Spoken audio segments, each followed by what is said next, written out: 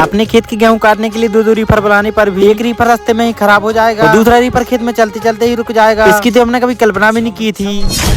आखिरकार ये सब कैसे हुआ, चलो बताते हैं। तो आज सुबह सुबह हाथों में हंसिया लेके हम निकल पड़ते हैं अपने खेतों की तरफ गेहूं काटने के लिए। और आज खेत पर गेहूं काटने के लिए हम थोड़ी लेट हो गए थे। और जब तक हम अपने खेत पर गेहूं काटने के लिए पहुंचे तब तक तो 7:30 बज चुके थे और धूप भी निकल आई थी, तो धूप भी लगने लगी। खैर फटाफट हंसिया चलाते हैं और जितना हमें गेहूं काटने थे उतने गेहूं को काट डालते हैं। और ये थोड़े से गेहूं और रह गए थे जिनको हमें काटने थे। और नील गायों की वजह से ये गेहूं टूट गए हैं, जो वो गेहूं हमें हंसिया से ही काटने पड़ेंगे। और टूटे हुए सारे गेहूं हंसिया से काटने के बाद बाकी के सही वाले गेहूं हम रीफर से कटवाएंगे। और थोड़ी देर बाद हमारे खेत से निकलता हुआ हमें एक रीफर भी दिख जाता है। रीफर वाले अपने गेहूं काटने के लिए ले जा रहे थे और ये वाला रीफर तो गेहूं को काटने के साथ साथ गेहूं के बोझे भी बनाता जाता है। और इसी रीफर को हम अपने खेत में चलवाने वाले थे, लेकिन ये रीफर तो पहले ही खराब हो गया। खैर जितने गेहूं हमने सुबह हंसिया से काटे थे उन सारे गेहूं को हम फटाक से बांध देते हैं। दोपहर के टाइम चले जाते हैं घर पर। घर से नहा धोकर खाना खाकर हम दोबारा से अपने खेत पर आ जाते हैं। और एक रीफर वाले भाई साहब को फोन लगा हम अपने खेत पर रीफर भी बुलवा लेते हैं। 1 घंटे के अंदर हमारे सारे गेहूं भी कट जाते हैं। गेहूं काटते वक्त रीफर में लकड़ी बिजने के कारण थोड़ी देर के लिए रीफर बंद हो गया। खैर गेहूं तो कट चुके थे, लेकिन बांधेंगे इनको हम कल।